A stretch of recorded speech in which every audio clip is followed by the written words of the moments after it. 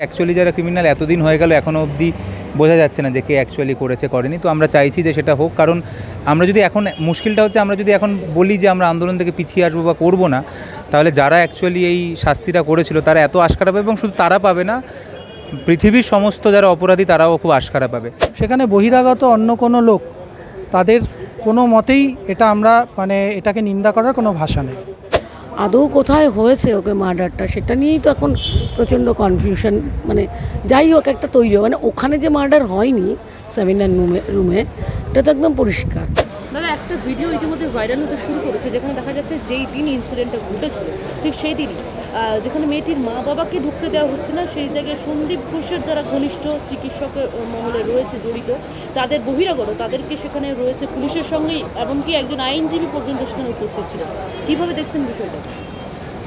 প্রথমে এটা viral video, তো যদি আমরা জানি না এটা কোন সময়কার, আগে না পরে, কোন দিনের, তবে যদি এটা হয়ে থাকে ওই সময় ক্রাইম সিনের অবস্থা, তাহলে অবভিয়াসলি এটার তদন্ত হওয়া উচিত। কীভাবে একটা ক্রাইম যদি হয়ে থাকে, আমি আবারও বলছি, তাহলে কীভাবে ওই সময় এক বাইরের লোক এলো, কেন ওই সময়, তাহলে কারণ এটা হলে তো অনেক এভিডেন্স এদিক ওদিক, তাহলে যদি সব লোক ঢুকে যায়, প্রমাণ লোপাটের আশঙ্কা তো রয়েছে।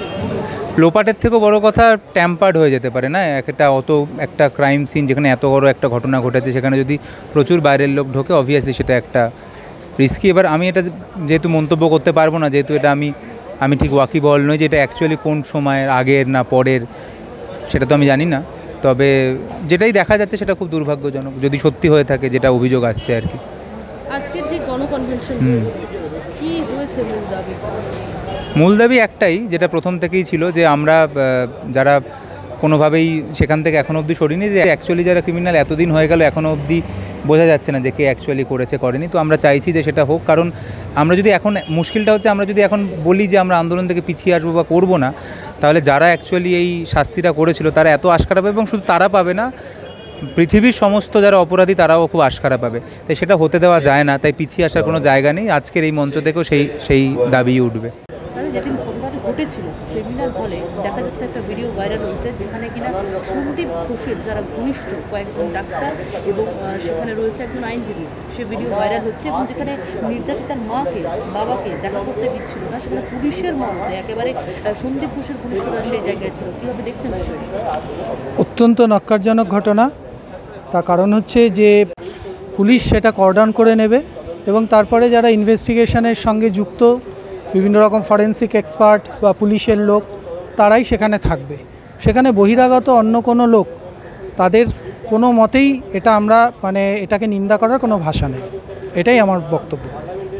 আমরা অ্যাসোসিয়েশন অফ চেস্ট ফিজিশিয়ানস, সারা পশ্চিমবাংলায় যত চেস্ট ফিজিশিয়ানস আছেন, সেই সংগঠনের যে আমাদের অভয় আসেও একজন মেম্বার ছিল। তো আমরা অ্যাসোসিয়েশনের পক্ষ থেকে আজকে এসেছি, এই জনকনভেনশনে আমরা যোগ দিচ্ছি, এবং আমাদের প্রতিবাদ দৃঢ়ভাবে আমরা আবারও করে জানাতে চাইছি যে আমরা এর বিচার চাই, যত শীঘ্র সম্ভব বিচার চাই, এবং যে অভিযুক্ত নেপথ্যে আছে বা সরাসরি আছে, তাদের সকলের ইমিডিয়েটলি যত তাড়াতাড়ি সম্ভব আইনের আওতায় এনে তাদের বিচার করা খুব প্রয়োজন। 9 তারিখে যেদিন ঘটনাটি ঘটে, সেদিন সেমিনার হলে যে ভিডিওটি ভাইরাল হয়েছে, সেখানে দেখা যাচ্ছে পুলিশ রয়েছেন এবং সন্দীপ ঘোষের যারা ঘনিষ্ঠ বহিরাগত তারা রয়েছেন সেখানে উপস্থিত, এবং একজন আইনজীবীও রয়েছেন, এবং স্বাস্থ্য দপ্তরের যারা কর্মী দুজন তারাও রয়েছেন। সেখানে দেখা যাচ্ছে নির্যাতিতার বাবা মাকে ঢুকতে দেওয়া হচ্ছে না, পুলিশের তৎপরতায় রয়েছেন বহিরাগতরা। তবে কি প্রমাণ লোপাটের একটা আশঙ্কা তাদের মাধ্যমেই হয়েছে, কি বলবেন? দেখুন, আজকে যেভাবে গোটা বিষয়টা সামনে আসছে আর কি, তো এইসব তো সম্ভাবনা থেকেই যায় আর কি, যে যারা দোষী আর যাদের নিয়ন্ত্রণে সমস্ত কিছু চলে, তো স্বাভাবিকভাবেই একটা এই যে প্রমাণ যেগুলো আর কি, তারা তো চেষ্টাই করবে যে তাদের বিরুদ্ধে যাতে অভিযোগ না হয়, প্রমাণ না হয় আর কি। তো নিশ্চয়ই এরকম সম্ভাবনা তো রয়েই গেছে আমি মনে করি আর কি। ওর বাবা মাকে তো ওরা অনেক হ্যারাস করেছে। আর তবে আমাদের একটা ছিল যে সিবিআইকে লাগিয়েছে, সিবিআই অন্তত প্রমাণগুলো, আর আমার মনে হয় কি যে প্রমাণটা এরকম ঘরের দেওয়ালে থাকে না। আমাদের তো এই সময় কি শুধু ঘরের দেওয়ালে, হ্যাঁ সেখানে আপনি কিছু ব্লাড স্টেইন পাবেন, তারপরে সেখানে কিছু হয়তো